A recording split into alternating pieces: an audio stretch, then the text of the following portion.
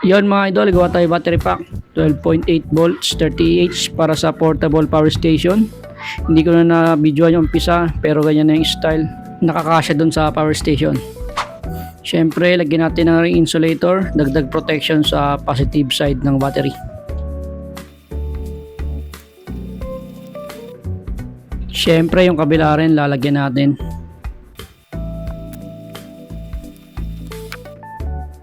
Yun, okay na. Nalagyan na lahat ng positive side ng battery. At syempre, tapping wire pang series ng ating mga battery. Nilagay na natin yan lahat. Yan, fast forward na natin agad yan para hindi na umaba yung video. Tignan nyo na lang kung paano yung pagkakalagay.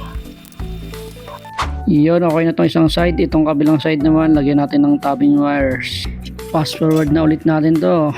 Alright.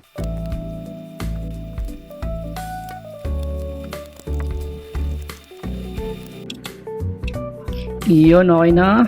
Siyempre, check natin yung voltage nito bago natin lagyan ng BMS. Iyon, siyempre, check natin yung voltage ng ginawa nating battery. Meron tayo nakuhang 13.28 volts. Ibig sabihin, tama yung pagkakasiris natin ng battery. Check natin yung B1. Ayan, 3.33, 3.34, 3.28, and 3.31. Ayos, hindi balance. Yon, dito sinerge ko muna yung battery gamit ang quick charging module para magpantay kahit paano yung voltage ng mga battery. After charging, balutan na natin. Gamit tayo na itong fish paper or paper insulator. Yon, ayos na. Alright.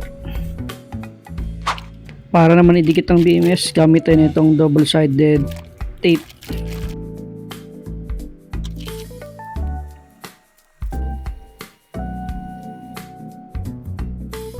Yun, may adhesive na. Kayo nang bahala kung saan nyo balak ilagay yung BMS nyo, kung saan kayo komportable.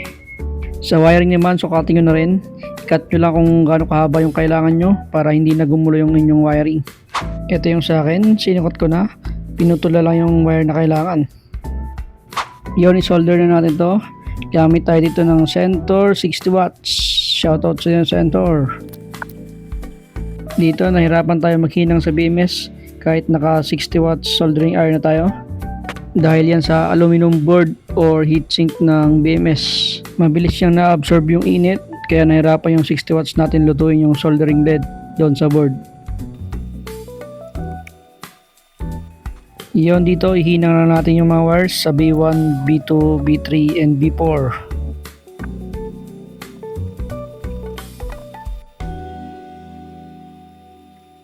Yun, tapos na yung wiring. Syempre, ikabit natin yung positive and negative output.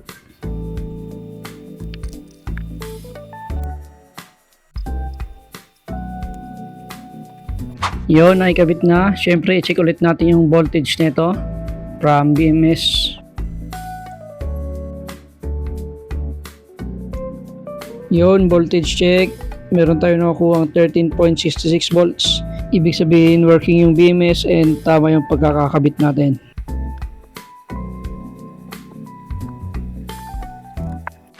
Yun, syempre yung gilid, takpan natin yan ng paper insulator. Syempre, lagyan rin natin itong fiber tape para dagdag dikit dito sa ating paper insulator.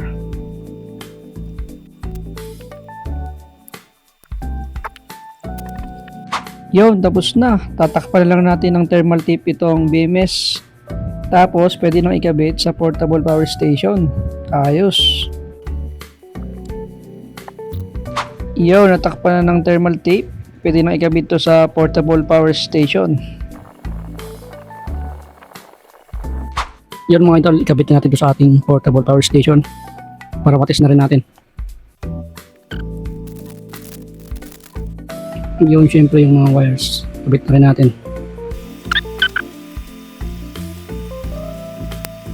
Syempre, testing muna natin.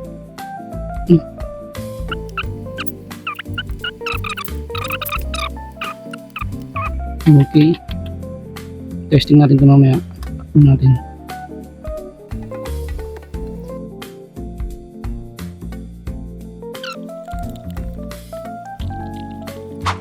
Yun, tapos na. Na-upgrade din natin yung battery sa 12 volts 30Ah. Sigurado tayo dito na matagal na tumalaba. Yan yung output. 229 volts AC. 61 Hz. Watts naka-zero dahil wala tayong load.